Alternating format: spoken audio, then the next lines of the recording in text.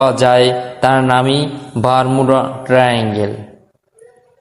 পত্রিকা সহ বিভিন্ন গণমাধ্যমে খবর পাওয়া যায় যে এই অঞ্চলে একাধিকবার জাহাজ ও উড়োজাহাজ গায়েব হয়ে যাওয়ার ঘটনা ঘটেছে। রহস্যময় এই বিষয়টি প্রথম সংবাদ শিরোনামে আসে 1950 সালে।